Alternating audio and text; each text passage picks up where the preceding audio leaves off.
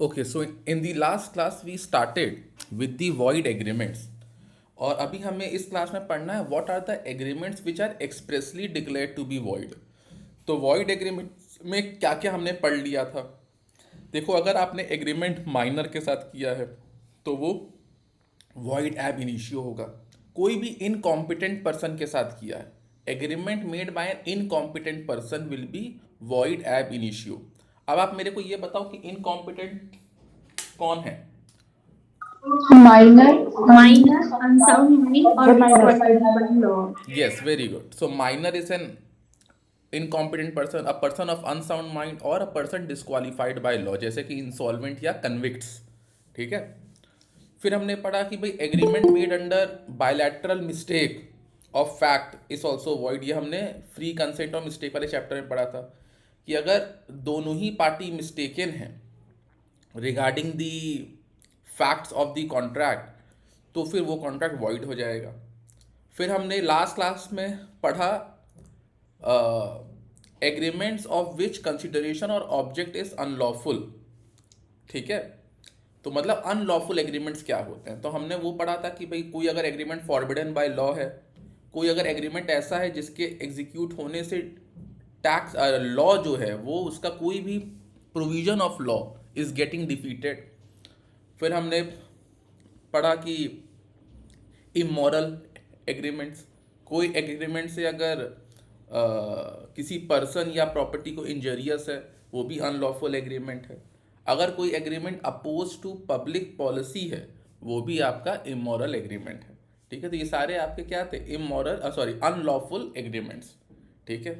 इसके बाद आपका सेक्शन 24 क्या कह रहा है।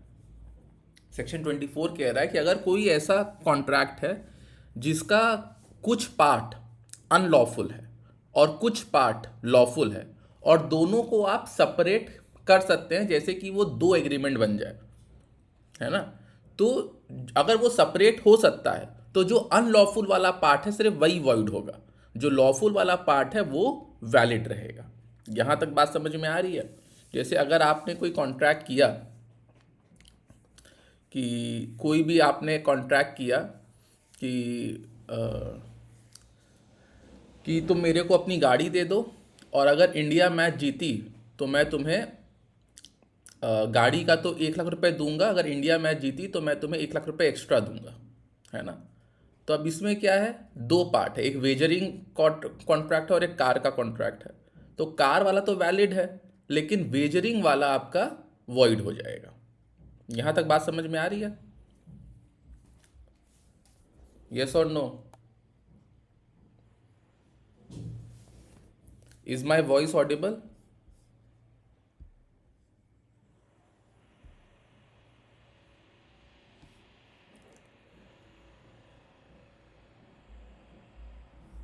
Yes, is my voice audible. Network issue हो गया था। Yes, sir. Okay. Yes, sir. Okay, तो यहाँ तक बात समझ में आ रही है। अगर कोई भी ऐसा एग्रीमेंट है जिसका एक पार्ट लॉफुल है और एक पार्ट अनलॉफुल है तो जो लॉफुल वाला पार्ट है वो वैलिड रहेगा और जो अनलॉफुल वाला पार्ट है वो वॉइड हो जाएगा, प्रोवाइडेड आप उस एग्रीमेंट को दो अलग अलग पार्ट में बांट सकते हो। बट कोई एग्रीमेंट अगर ऐसा है जिसको दो अलग अलग पार्ट में नहीं बांटा जा सकता और लॉफुल और अनलॉफुल मिक्स्ड है उसमें, तब फिर वो इंटायर कॉन्ट्रैक्ट वॉइड हो जाएगा। बट अगर उसको उस कॉन्ट्रैक्ट को या उस एग्रीमेंट को आप दो अलग अलग भाग में बांट सकते हो जो जिससे एक दूसरे पे कोई असर नहीं पड़ना, इन दैट केस आपका जो लॉफुल वाला पार्ट है वो वैलिड रहेगा और जो अनलॉफुल वाला पार्ट है वो वॉइड रहेगा। यहां तक बात समझ में आ रही है कि नहीं।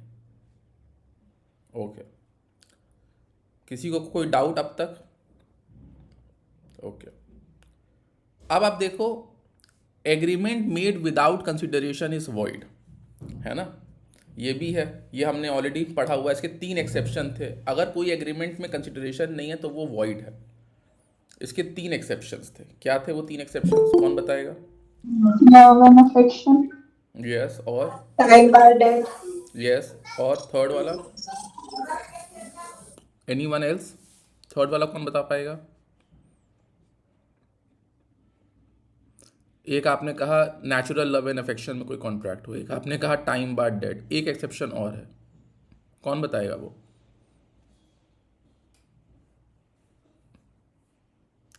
एनीवन? Open to all? नहीं याद आ रहा? तीसरा था आपका पास्ट वॉलेंटरी सर्विस। ठीक है, अगर आपने पास्ट वॉलेंटरी सर्विस किया हुआ है तो भी वो वैलिड होगा, उसमें अगर कंसिडरेशन नहीं भी है तो भी वो वैलिड रहेगा। ठीक है, अब हम लोग आ रहे हैं agreements which are expressly declare to be void. Agreements which are expressly declared to be void. तो पहला इसमें एग्रीमेंट आपको लिखिए restraint of marriage. Restraint of marriage ये आपका गिवन है सेक्शन 26 में। कोई भी आप कॉन्ट्रैक्ट करते हैं जो कि मैरिज को रिस्ट्रेन कर रहा हो तो वैसा कॉन्ट्रैक्ट आपका क्या है? वॉइड है। ठीक है, क्योंकि marriage is a secret institution, तो कोई भी कॉन्ट्रैक्ट अगर किसी को भी मैरिज करने से रोकता है या कुछ रेस्ट्रिक्शंस इम्पोज करता है तो वैसा कॉन्ट्रैक्ट वॉइड हो जाएगा।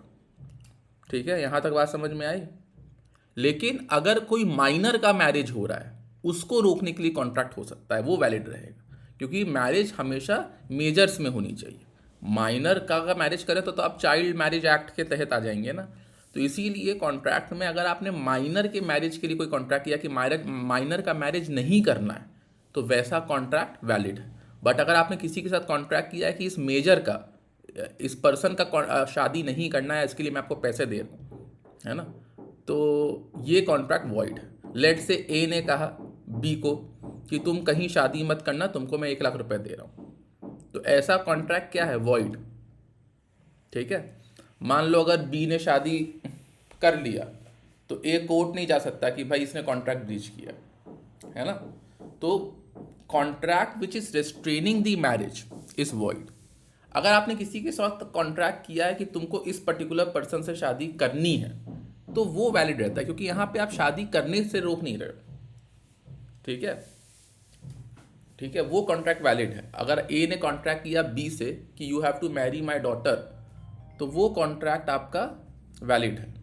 ठीक है, क्योंकि यहाँ पर आप शादी से रोक नहीं रहे हो किसी को। ठीक है, यहाँ तक बात समझ में आ रही है? यस और नो?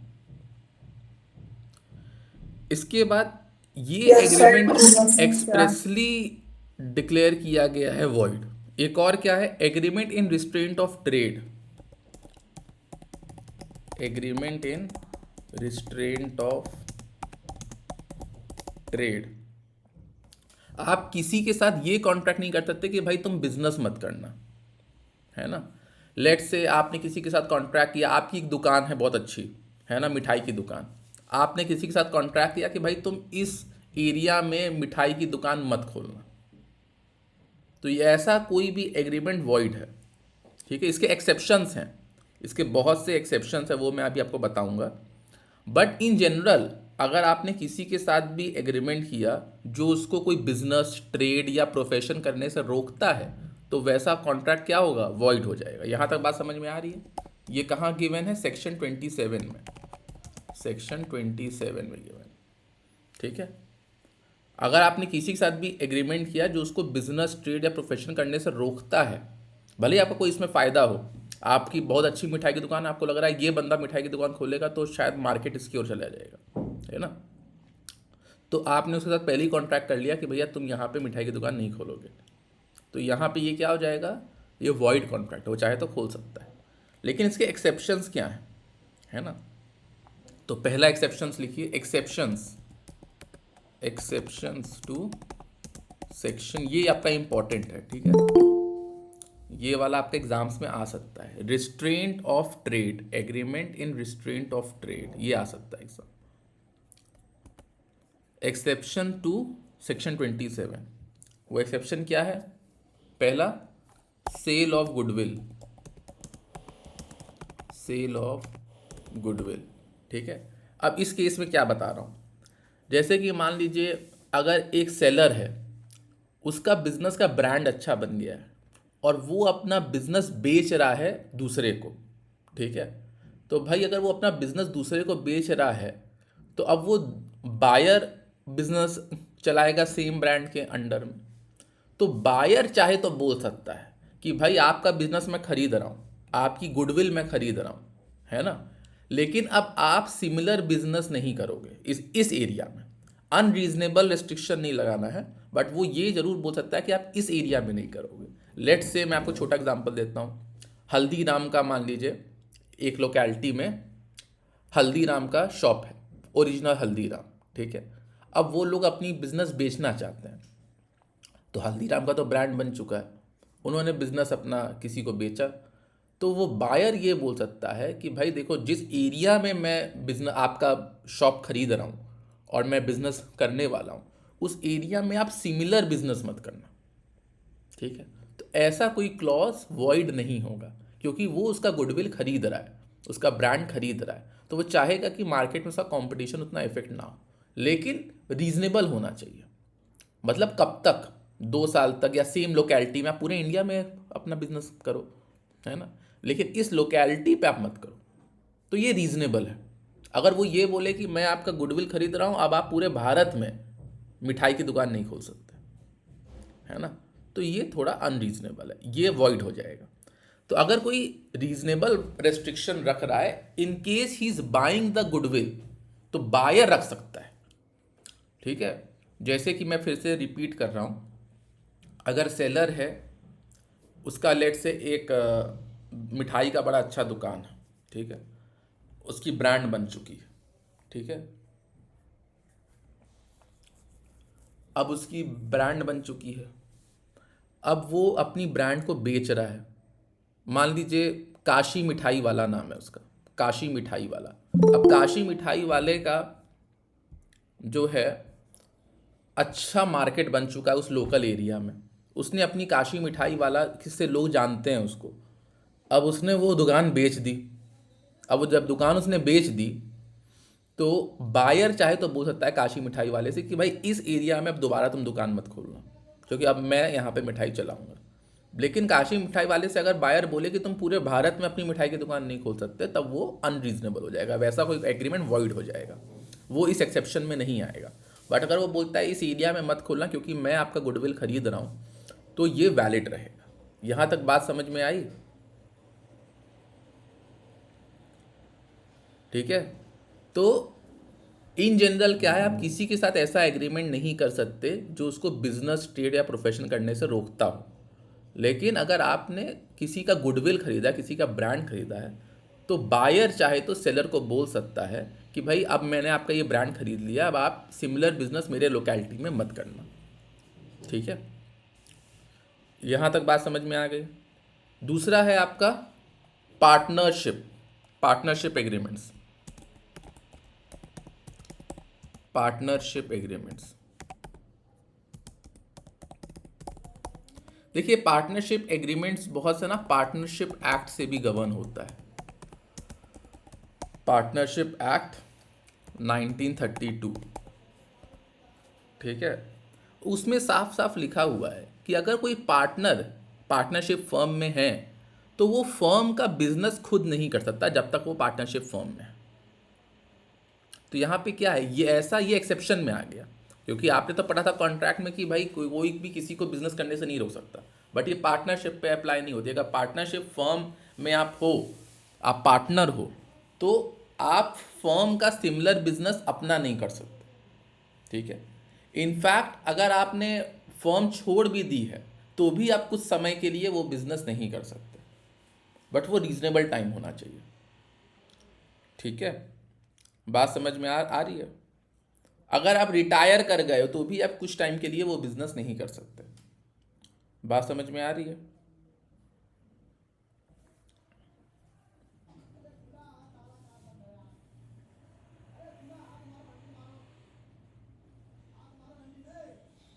तो ये आप हो सकता है कि आप जो फर्म का बिजनेस है वो आपको नहीं करना, अगर ऐसा कोई फर्म ने क्लॉज रखा है तो वो क्लॉज वैलिड रहेगा, ठीक है। सिमिलरली आपका लिमिटेड लाइबिलिटी पार्टनरशिप में भी यही सेम बात है, लिमिटेड लाइबिलिटी पार्टनरशिप में भी सेम है, जो पार्टनर्स हैं वो एलएलपी का बिजनेस नहीं कर सकते, ठीक है। ये भी बोल सकते हैं कि आप हमेशा भी नहीं कर सकते हो क्योंकि आप उसमें पार्टनर थे, है ना। अगर मान लीजिए आप पूरे समय लंबे समय पार्टनर थे और स्टार्टिंग से ही क्लॉज है, बट वो रीजनेबल होना चाहिए, depends on the case to case, ठीक है। यहां तक बात समझ में आ रही है कि नहीं?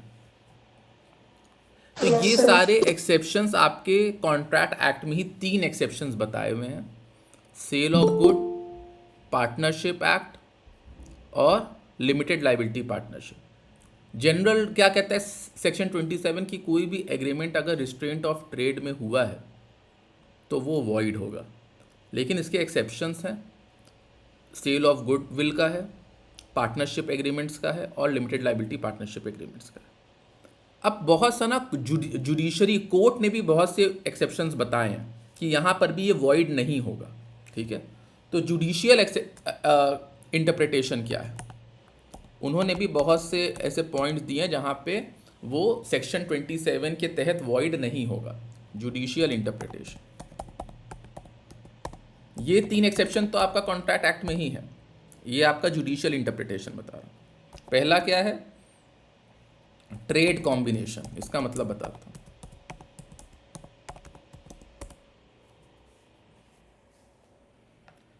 देखिए बहुत से ना ट्रेड एसोसिएशंस होती हैं, है ना, जो उस इंडस्ट्री को रेगुलेट करती हैं। ट्रेड एसोसिएशंस, मान लो कोई इंडस्ट्री है, गाड़ी की है या कॉमर्स की है ना, या प्लास्टिक मैन्युफैक्चरर्स की है, शू मैन्युफैक्चरर्स की है। अब इसमें बड़े बड़े जितने भी सारे मैन्युफैक्चरर्स हैं वो सब एक ग्रुप बनाए हैं, एक एसोसिएशन बनाए हैं, है ना। तो यहाँ पर उन्होंने आपस में एग्रीमेंट किया और वो क्या कर रहे हैं, वो उस बिजनेस इंडस्ट्री को रेगुलेट कर रहे हैं। तो ऐसा कोई एग्रीमेंट जो कि सिर्फ रेगुलेशन पर्पस के लिए बनाया गया है, जो कि सिर्फ रेगुलेशन पर्पस के लिए बनाया गया है, जिसका प्राइमरी ऑब्जेक्टिव है बिजनेस को रेगुलेट करना, इंडस्ट्री को रेगुलेट करना, वो आपका एक्सेप्शन नहीं होता, वो रेस्ट्रेंट ऑफ ट्रेड में नहीं कहलाएगा, वो वैलिड रहेगा, ठीक है।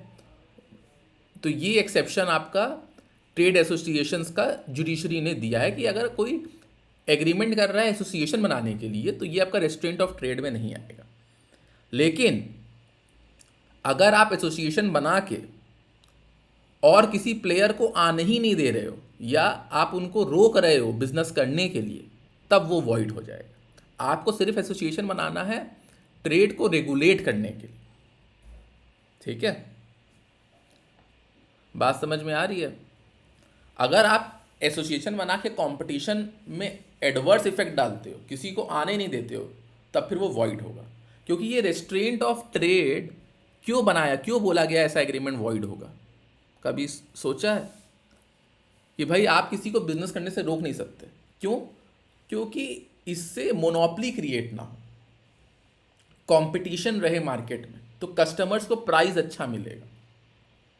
ऐसे तो जो बड़ा बिजनेसमैन है वो सबके साथ एग्रीमेंट कर ले, सबको थोड़ा थोड़ा पैसा दे दे और बोले कि आप बिजनेस ही मत करना, क्या इतना रिस्क लोगे। इससे क्या होगा, लोग बिजनेस मतलब वो जो एक मार्केट में कंपटीशन आता है उसके अगेंस्ट में कोई आता है, उससे प्राइस कम होती, वो चीज़ नहीं हो पाएगी। इसीलिए agreement in restraint of trade को हमने वॉइड बताया है। बट बहुत सा, क्योंकि बिजनेस बहुत कॉम्प्लेक्स होता है तो बहुत से इसके एक्सेप्शंस हैं। 3 एक्सेप्शंस तो कॉन्ट्रैक्ट लॉ में ही है कि सेल ऑफ गुडविल अगर हो तो बायर चाहे तो सेलर पे रेस्ट्रिक्शन लगा सकता है, क्योंकि उसी ने खरीदा है गुडविल। पार्टनरशिप एग्रीमेंट हो तो पार्टनर्स मिल के पार्टनरशिप फर्म चलाते हैं, सबका एक दूसरे पे भरोसा होना चाहिए, है ना। तो वो लोग इतनी मेहनत कर रहे हैं पार्टनरशिप फर्म में चलाने के लिए, उनमें से एक पार्टनर अगर फर्म का ही बिजनेस, अपना बिजनेस चला रहा है तो वो तो कॉम्पिटिटर बन जाएगा ना फर्म का। तो तभी पार्टनरशिप के केस में एक पार्टनर दूसरे पार्टनर को मना कर सकता है कि ये अगर करना ही है तो फर्म में बिजनेस करो ना, पार्टनरशिप फर्म को आगे बढ़ाओ। अगर तुम अपना सेम बिजनेस खोलोगे तो तुम्हारा कॉन्फ्लिक्ट ऑफ इंटरेस्ट हो जाएगा, वो काम नहीं करना है, तुम्हारा कॉन्फ्लिक्ट ऑफ इंटरेस्ट नहीं करना। यहां तक बात समझ में आई? सेम आपका लिमिटेड लाइबिलिटी और पार्टनरशिप में भी एक्सेप्शन है। पार्टनर्स पे आप ऐसा एग्रीमेंट कर सकते हो कि जो एलएलपी का बिजनेस है वो आप नहीं कर सकते। ठीक है, यहाँ तक बात समझ में आ रही है। फिर आपका जुडिशरी का कुछ कुछ इंटरप्रिटेशन है। पहला है ट्रेड कॉम्बिनेशन। ठीक है, दूसरा ट्रेड कॉम्बिनेशन का मतलब अगर आपने एसोसिएशन के लिए बनाया है कोई एग्रीमेंट तो वो वैलिड रहेगा, वो एक्सेप्शंस में आएगा। दूसरा है exclusive dealing agreements. Exclusive dealing agreements, ठीक है, ये भी आपका वैलिड ही रहेगा।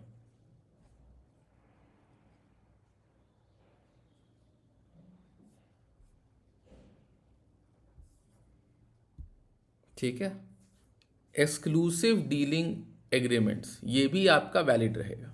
क्यों? इसका मतलब क्या होता है? मान लीजिए ए जो है वो प्लास्टिक बनाता है, ए प्लास्टिक बनाता है और वो बी के साथ एग्रीमेंट करता है कि भाई तुम मेरे सोल एजेंट होंगे, मैं अपना सारा प्लास्टिक तुमको बेचूंगा और तुम मेरे अलावा किसी और से प्लास्टिक नहीं खरीदोगे। ठीक है, और एजेंट भी बोलता है कि आप मेरे अलावा किसी और को मत बेचना। तो ये वैलिड है ना, ये वैलिड है क्योंकि इससे क्या हो रहा है, इस एग्रीमेंट से मैन्युफैक्चरर को एक पर्टिकुलर मार्केट मिल जा रहा है। ठीक है, तो यहाँ पे ये कैसे भी करके कंपटीशन को इफेक्ट नहीं कर रहा है। बहुत से एजेंट्स हैं, बहुत से लोग किसी और एजेंट के साथ भी कर सकते हैं कॉन्ट्रैक्ट। बात समझ में आ रहा है? तो ये एजेंट सिर्फ इसी मैन्युफैक्चरर का सामान बेचेगा। तो यहाँ पे एक्सक्लूसिव डीलिंग एग्रीमेंट्स जो होते हैं वो आपका वैलिड होते हैं, वो आपके एक्सेप्शंस में आते हैं। भले ही यहाँ पे ये किसी और को नहीं बेच रहा है, आप बोल सकते हो यहाँ तो रिस्ट्रेंट ऑफ ट्रेड हो रहा है, बट ये एक्सेप्शन में है, ये वैलिड रहेगा। सिमिलरली फ्रेंचाइज, ठीक है, अब अगर किसी ने फ्रेंचाइज किया है तो वो सामान अपने सिर्फ फ्रेंचाइजी को बेचेगा और किसी को नहीं बेचेगा। ठीक है, तो यहाँ पे आप रिस्ट्रेंट ऑफ ट्रेड इसको नहीं बोलोगे। ठीक है, यहाँ पे फ्रेंचाइजर चाहे तो फ्रेंचाइजी को बोल सकता है कि आप सिमिलर गुड्स नहीं खरीदोगे किसी और से, है ना। फॉर एग्जाम्पल मैं आपको एग्जाम्पल देता हूँ, मैकडोनल्ड्स है, मैकडोनल्ड्स ये फ्रेंचाइज में चलता है। तो अगर मैकडोनल्ड्स ने अपना फ्रेंचाइजी किसी को बेचा, किसी को दिया, ऐसे वो बहुत से लोगों को फ्रेंचाइजी दे सकता है। मान लो दिल्ली के एरिया में उसने किसी को फ्रेंचाइजी दिया, तो वो एग्रीमेंट में एक क्लॉज लगा सकता है कि भाई आप मैकडोनल्ड्स के अलावा किसी और का बर्गर नहीं बेचोगे। तो वैलिड है ये, क्योंकि आप मतलब यहाँ पे जो फ्रेंचाइजर है वो फ्रेंचाइजी पे ये कंडीशन लगा सकता है। इसको कहते हैं एक्सक्लूसिव डीलिंग एग्रीमेंट्स, है ना, कि भाई मैं आपको बर्गर्स दे रहा हूँ तो आप सिर्फ मेरा बर्गर्स बेचोगे, आप किसी और से बर्गर लेके उनका नहीं बेचोगे। ठीक है, यहाँ तक बात समझ में आ रही है? तो इन सब को ना अब देखो इतना कॉम्प्लेक्स हो चुका है बिजनेस कि आपको फेयरनेस देखनी होती है। जनरल रूल बना दिया कि ट्रेड को रोका नहीं जा सकता, बट कुछ कुछ सिचुएशंस में ये एक्सेप्शंस में आते हैं। ट्रेड कॉम्बिनेशन हो गया, एक्सक्लूसिव डीलिंग एग्रीमेंट्स हो गया, फ्रेंचाइजी हो गया, है ना। Negative condition in service agreements या restraint upon employees, restraint upon employees. अब पार्टनरशिप फर्म का तो समझ में आता है, वो पार्टनरशिप एक्ट में ही गिवन है, बट कोई नॉर्मल एम्प्लॉय है, मान लीजिए आपकी कंपनी में कोई काम कर रहा है, आप उस पर भी रिस्ट्रेंट लगा सकते हो, भाई जब तक तुम मेरे कंपनी में काम कर रहे हो तुम कोई और काम नहीं कर सकते, कि जब तक तुम मेरे कंपनी में काम कर रहे हो तुम कोई और काम नहीं कर सकते, ये रिस्ट्रेंट लग सकता है। ठीक है, क्योंकि वो आपका एम्प्लॉयर है, आप नौकरी छोड़ के जहाँ काम करना है वहाँ पे काम कीजिए। तो रिस्ट्रेंट अपॉन एम्प्लॉय, अगर कोई आप एमएनसी में काम कर रहे हैं और वहाँ पे क्लॉज है कि आप कोई और काम, कोई और सर्विस नहीं कर सकते, तो वो वैलिड है, क्योंकि वो चाह रहे हैं कि जो भी उनका एम्प्लॉय हो उन्हीं के यहाँ काम करे। बात समझ में आ रही है? बट वो ये कोई क्लॉज नहीं डाल सकते कि आप जब कंपनी छोड़ेंगे तो आजीवन आप ये सेम काम नहीं कर सकते। मान लीजिए आप कंपनी में शर्ट बनाते हो, ठीक है, शर्ट बनाने का काम करते हैं। अब आप जब कंपनी छोड़ोगे तो फुल लाइफ आप शर्ट अपनी खुद की दुकान खोल के नहीं बना सकते, ऐसा कोई क्लॉज वॉइड होगा। हाँ, ये हो सकता है कि आप विद इन द एरिया नहीं बना सकते कुछ समय के लिए, तो वो रीजनेबल होना चाहिए। बात समझ में आ रही है? तो ऐसा कोई रेस्ट्रेंट अपॉन एम्प्लॉय जब वो एम्प्लॉयमेंट में है, जब वो सर्विस कर रहा है, उस दौरान वो अपना काम नहीं कर सकता। सर्विस छोड़ने के बाद उसके बाद फिर वो अपना काम कर सकता है। ठीक है, यहाँ तक बात समझ में आ रही है? कुछ समय के लिए रेस्ट्रिक्शन लगाई जा सकती है कि जब आप नौकरी छोड़ोगे आप 2 साल 1 साल नहीं करोगे, लेकिन उसके बाद ही क्या है, डू सो। ठीक है, यहाँ तक बात समझ में आ रही है? Yes sir. तो ये सारा आपका जुडिशरी द्वारा दिया हुआ इंटरप्रिटेशन है। तो आप बताओ रेस्ट्रेंट ऑफ ट्रेड क्या है इसमें? ये अगर कोई भी एग्रीमेंट आप किसी को बिजनेस, ट्रेड या प्रोफेशन करने से रोकते हो, तब वैसा एग्रीमेंट वॉइड होगा, पहली बात। ठीक, वैसा एग्रीमेंट वॉइड होगा अगर आप किसी को भी रोकते हो। लेकिन इसके कुछ एक्सेप्शंस हैं। अगर आप सेल ऑफ गुडविल करते हो, अगर आप किसी से गुडविल खरीदते हो, तो बायर चाहे तो सेलर पे लगा सकता है रेस्ट्रिक्शन कि आप सेम जगह पे बिजनेस मत करना। पार्टनरशिप एग्रीमेंट्स हो गए, वहाँ हो सकता है। लिमिटेड लाइबिलिटी पार्टनरशिप में पार्टनर्स एक दूसरे पर लगा सकते हैं कि आप फर्म छोड़ने के बाद सेम बिजनेस नहीं करोगे कुछ समय के लिए, है ना। जुडिशियल इंटरप्रिटेशन है ट्रेड कॉम्बिनेशन में। आप मतलब अगर ट्रेड एसोसिएशन बनाते हो just to regulate the industry, तो ये आपका रेस्ट्रेंट ऑफ ट्रेड नहीं है। एक्सक्लूसिव डीलिंग एग्रीमेंट्स, अगर आप किसी एक के साथ करते हो कि आप मेरा ही सामान खरीदोगे किसी और का नहीं, तो ये भी वैलिड है। फ्रेंचाइज हो गया एंड रेस्ट्रेंट अपॉन एम्प्लॉयज़, ये सारा आपका एक्सेप्शंस हैं टू सेक्शन 27। यहाँ तक बात समझ में आ रही है कि नहीं? अब हम लोग आ जाते हैं रेस्ट्रेंट ऑफ लीगल प्रोसीडिंग, ये भी वॉइड होता है। रेस्ट्रेंट ऑफ लीगल प्रोसीडिंग्स, ठीक है, ये भी वॉइड होता है। इसका मतलब क्या है? आप कोई भी ऐसा एग्रीमेंट नहीं कर सकते हो जो किसी को कोर्ट जाने से रोकता हो, है ना। एब्सोल्युटली या पार्शियली, कैसे भी रोकता हो।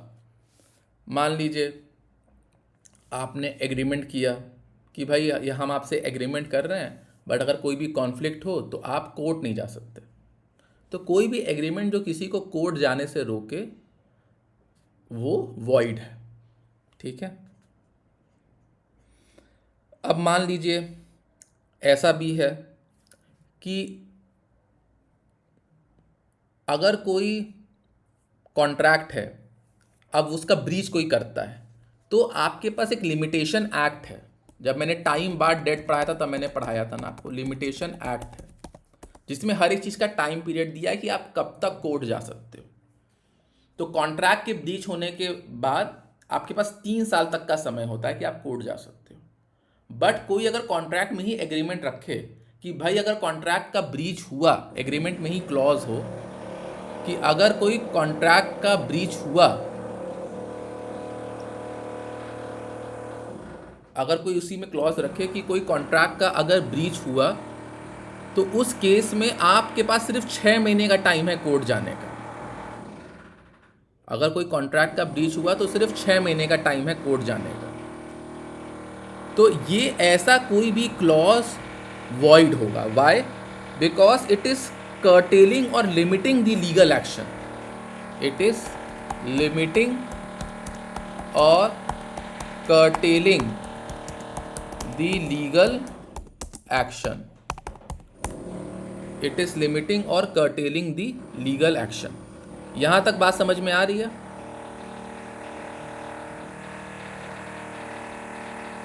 ओके।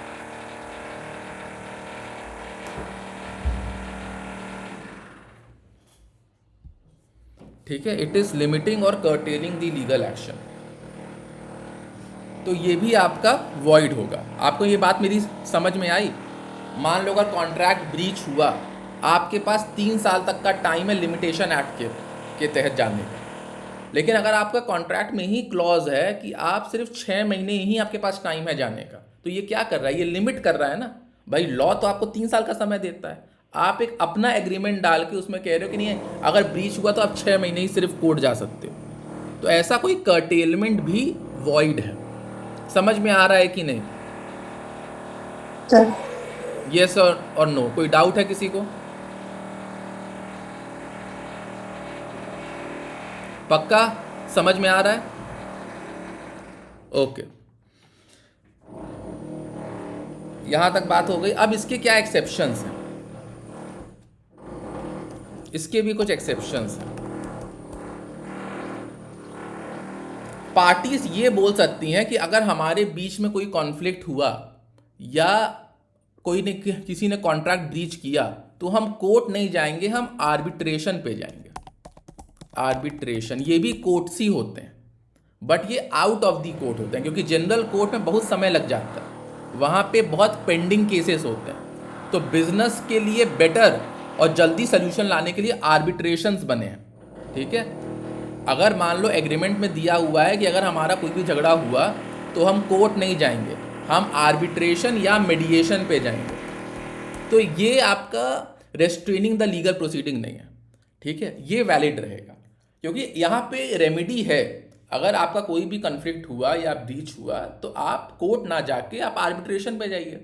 आर्बिट्रेशन भी कोर्ट जैसा ही होता है और दोनों पार्टीज पे बाइंडिंग होता है, ठीक है।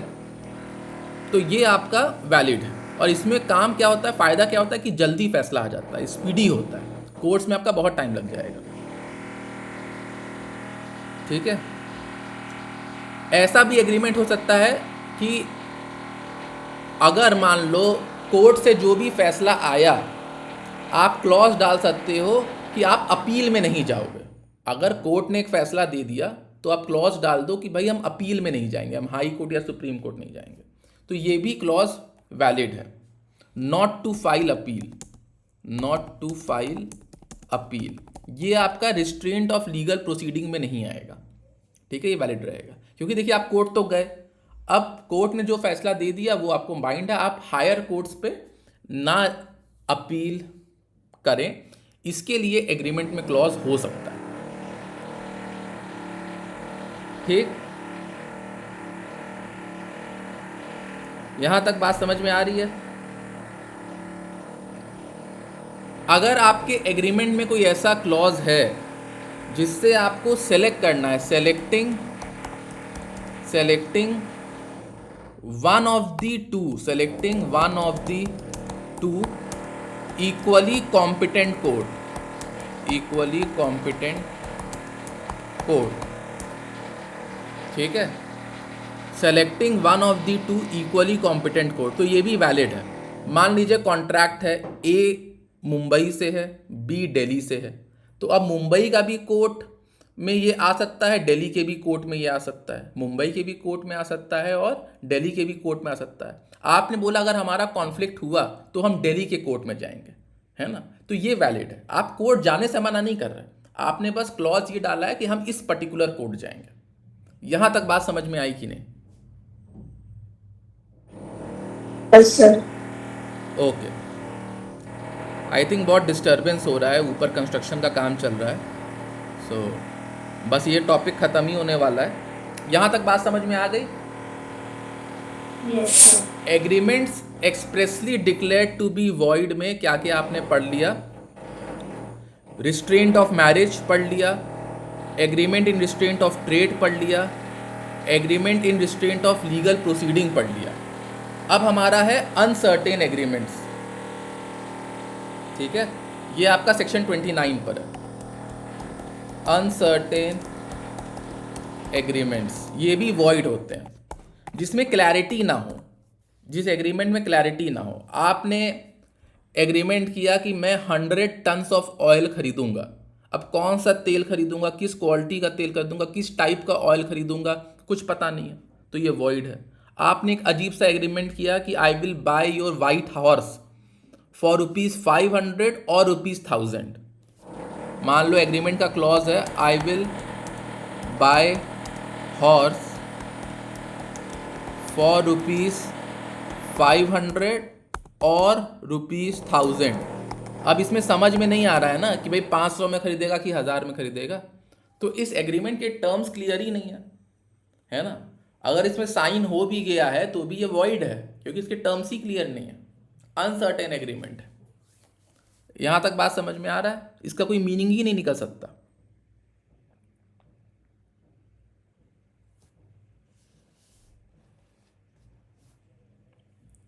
ठीक,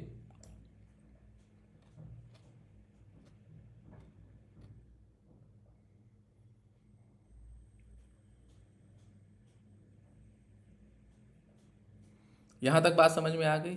अब आपका है वेजरिंग एग्रीमेंट्स, लास्ट। ये आपका लास्ट है, वेजरिंग एग्रीमेंट्स। वेजरिंग एग्रीमेंट्स क्या होते हैं, सेक्शन 30 में गिवन है। ये आपका होते हैं बेटिंग के एग्रीमेंट्स। तो वेजरिंग एग्रीमेंट्स का नेचर क्या होता है, ये आपका अनसर्टेन होता है, और ये डिपेंड करता है, ये इवेंट्स आपका अनसर्टेन होता है, ठीक है। And it depends on mutual chance of winning और लूजिंग, ठीक है। Neither party has control over it, neither party has control over it.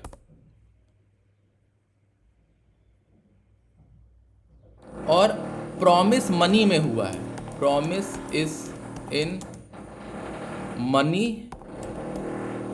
और मनी वर्थ, कुछ भी मनी के वर्थ का, और मनी वर्थ, ठीक है। मतलब अब इसका एग्जाम्पल क्या होगा, ऐसा कोई भी एग्रीमेंट वॉइड है। जैसे मान लो आपने कॉन्ट्रैक्ट किया कि अगर इंडिया मैच जीती तो ए ने बोला बी को कि मैं तुम्हें 5000 रुपये दूंगा, इंडिया मैच हारी तो तुम मेरे को 5000 रुपये देना, तब ये आपका वेजरिंग एग्रीमेंट हो जाएगा। क्यों? क्योंकि यहाँ पर एक अनसर्टेन इवेंट है। अब इंडिया मैच जीतेगी कि नहीं तो पता है नहीं, है ना। एक अनसर्टेन इवेंट है। मान लो अगर इंडियन टीम स्ट्रांग भी है तो भी वो हार तो सकती ही है, तो ये एक अनसर्टेन इवेंट है। यहाँ पे म्यूचुअल चांस ऑफ गेन और लॉस है। आपको पैसा मिल भी सकता है, पैसा नहीं भी मिल सकता है। अगर इंडिया जीती तो पैसा मिलेगा, इंडिया हारी तो आपको पैसा देना पड़ेगा, है ना। तो आपका गेन हो सकता है या लॉस भी हो सकता है, और किसी भी पार्टी का कंट्रोल नहीं है उस इवेंट पर, है ना। अब इंडिया मैच जीतेगी कि नहीं, अब ए और बी थोड़ा कर पाएंगे डिसाइड, उनका तो कोई कंट्रोल ही नहीं है ना। तो ये आपका प्योर लक का चीज हो गया। तो ये आपका वेजरिंग एग्रीमेंट्स आ गए, बेटिंग का एग्रीमेंट आ गया। और ऐसा एग्रीमेंट क्या होता है, वॉइड। अगर मान लो इंडिया मैच हार गई, अब बी कह रहा है ए को कि मेरे पैसे दो 5000 रुपये, और ए नहीं दे रहा है, तो क्या बी ए को कोर्ट लेके जा सकता है? नहीं, क्योंकि ये कॉन्ट्रैक्ट वॉइड है, ठीक है। बात समझ में आ रही है? तो देखो, म्यूचुअल चांस ऑफ विनिंग और लूजिंग होता है, ठीक है। अगर मान लो, मैं आपको एक एग्जांपल देता हूं, मान लो ए ने कॉन्ट्रैक्ट किया बी से कि अगर इंडिया मैच जीती तो मैं तुम्हें 10,000 रुपये दूंगा, तो क्या ये वेजरिंग एग्रीमेंट है?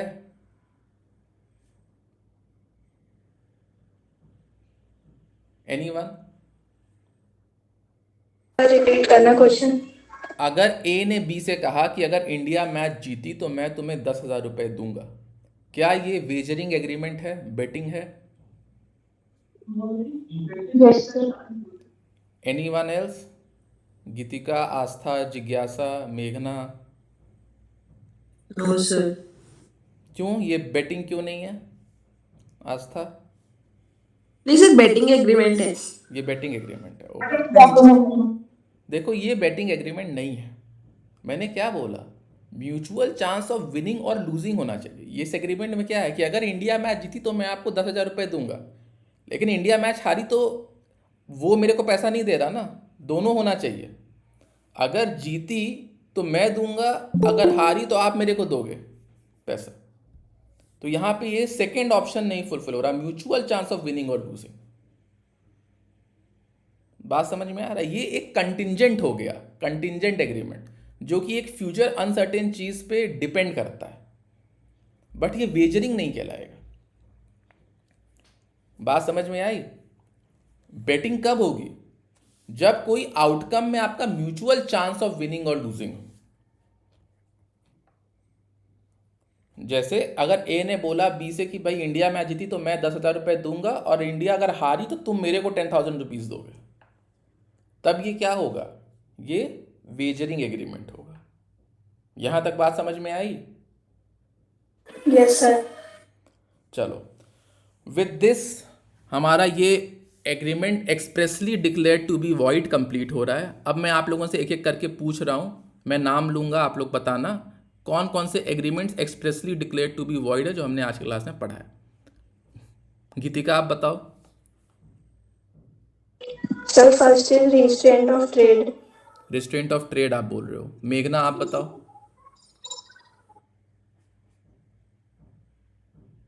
कोई और बताना, कोई और है क्लास में?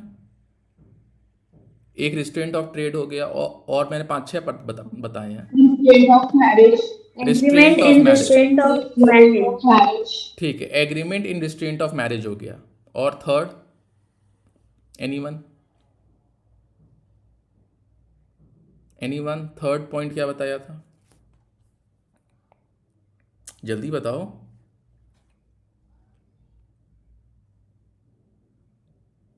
एनीवन?